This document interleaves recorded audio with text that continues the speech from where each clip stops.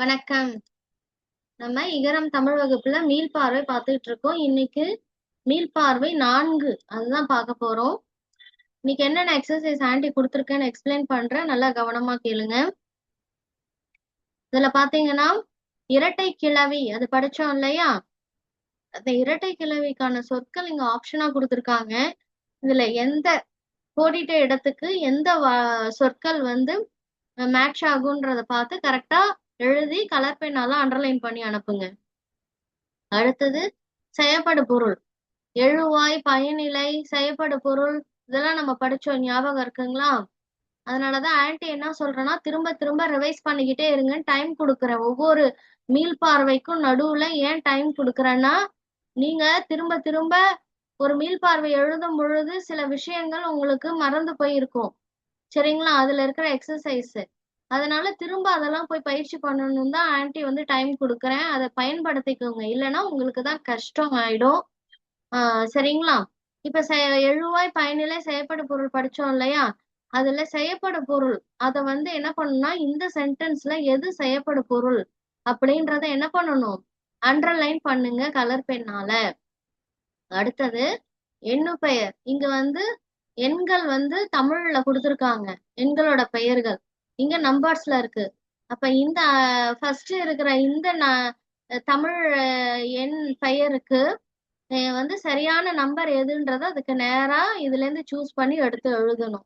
அடுத்தது இங்க ஒரு பேராகிராஃப், ஒரு உரை பகுதி கொடுத்துருக்காங்க. இதுல பாத்தீங்கன்னா எந்த ஃபுல் ஸ்டாப் கமா எதுவுமே இல்லை.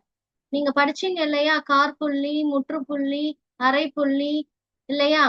இப்ப இதுல எதெல்லாம் வரும், இந்த எந்தெந்த இடத்துல என்னென்ன சிம்பல் அந்த குறியீடுகள் வரும்ன்றத கரெக்டா என்ன பண்ணணும், அந்தந்த இடத்துல வச்சு எழுதி அனுப்பணும். கமா எங்க வரும், ஃபுல் ஸ்டாப் எங்க வரும், கோலன் எங்க வரும், செமிகோலன், குவாட் இதெல்லாம் நீங்க கரெக்டா இதுல வச்சு அனுப்பணும், சரிங்களா? அந்த குறியீடுகளை என்ன கலர் பெண்ணால வச்சு அனுப்பணும், அப்பதான் ஆன்டிக்கு தெரியும், சரிங்களா? அடுத்தது செய்வினை தொடர். இது செய்வினை தொடர், ஆக்டிவ் வாய்ஸ், பாசிவ் வாய்ஸ் படிச்சோம் இல்லையா? செய்வினை, செயப்பாட்டு வினை. இப்ப இந்த சென்டென்ஸ்லாம் என்னன்னா செய்வினை தொடர்கள். இத நீங்க என்னவா மாத்தணும், செயப்பாட்டு வினை தொடர்களா மாத்தணும், சரிங்களா? இதை படிச்சிருக்கோம், இதுவும் நம்ம எதையுமே ரெஃபர் பண்ணக்கூடாது, நீங்களாவே எழுதணும். அடுத்தது இங்க பாத்தீங்கன்னா இந்த எக்ஸசைஸ்ல ரெட் கலர்ல சொற்கள் இருக்கு இல்லையா? இந்த சொற்கள் எழுவாயா, எழுவாய்னா இந்த ரெட் கலர்ல இருக்கிறது எழுவாய்னா நீங்க சரின்னு அனுப்பணும். இல்ல இந்த ரெட் கலர்ல இருக்கிறது எழுவாய் இல்ல ஆன்டி, இது பயனிலை, செயப்படு பொருள் அப்படின்னா நீங்க என்ன பண்ணணும், தவறுன்னு எழுதணும், சரிங்களா? ரெட் கலர்ல இருக்கிறது எழுவாய் அப்படின்னா மட்டும்தான் சரின்றத நீங்க எழுதணும், இல்லைன்னா அதுக்கு தவறுன்னு தான் எழுதி அனுப்பணும், சரிங்களா? கரெக்டா நோட் பண்ணுங்க. அடுத்தது செயப்பாட்டு வினை. இங்க செயப்பாட்டு வினை சென்டென்ஸ் அந்த தொடர்கள் கொடுத்துருக்காங்க இல்லையா?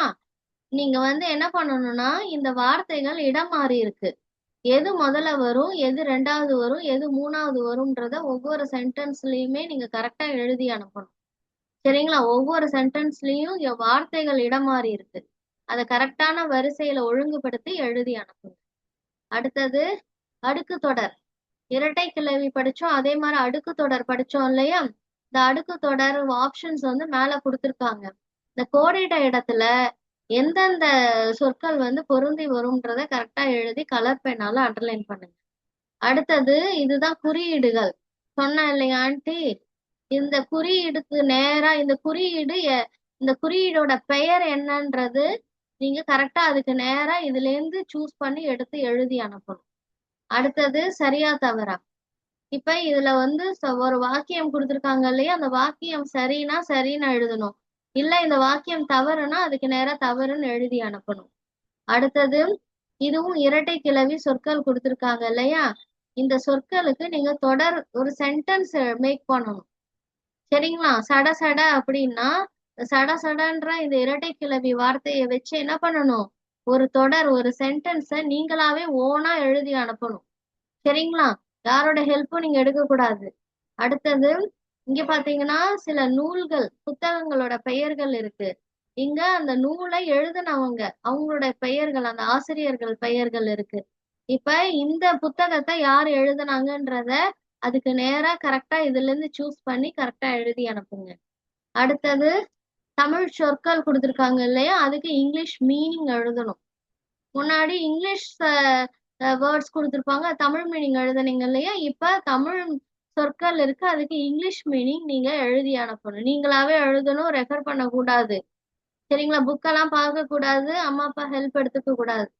அடுத்தது இங்க பாத்தீங்கன்னா சில வார்த்தைகள் கொடுத்துருக்காங்க. இந்த வார்த்தைகளை வச்சு நீங்க ஒரு சென்டென்ஸ் மேக் பண்ணணும், ஒரு தொடர் எழுதணும். சரிங்களா? இப்ப காய்கறினா காய்கறியை வச்சு நீங்க உங்க ஓன் வேர்ட்ஸ்ல ஒரு வாக்கியம் எழுதி அனுப்பணும். அடுத்தது எழுவாய் பயனிலை செய்யப்படு பொருள்.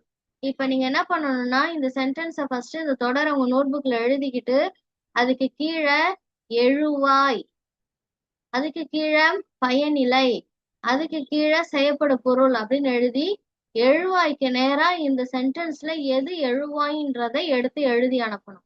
பயனிலைக்கு கீழே இதுல எது பயனிலை அப்படின்னு அந்த வார்த்தையை எழுதணும். செய்யப்படு பொருளுக்கு நேரா இதுல எது செய்யப்படு பொருளோ அதை எடுத்து எழுதணும். சரிங்களா? இப்படிதான் எழுதி அனுப்பணும். சந்தேகம் இருந்தா கேளுங்க. அடுத்தது ஒரு விளம்பரம். சரிங்களா? ஒரு அட்வர்டைஸ்மெண்ட் இங்க கொடுத்துருக்காங்க. இதோட பாதி தான் இங்க இருக்கு, மீதி பாதி இங்க இருக்கு. இது ஃபுல்லா ஒரு தடவை வாசிச்சிருங்க. வாசிச்சுட்டு இந்த கேள்விகளுக்கு கரெக்டா அதுல இருந்து பதில் எடுத்து எழுதி அனுப்புங்க. அவ்வளவுதான் செல்லக்குட்டி. சூப்பரா எழுதி அனுப்புங்க. ஏதாவது சந்தேகம் இருந்தா கேளுங்க. தேங்க்யூ.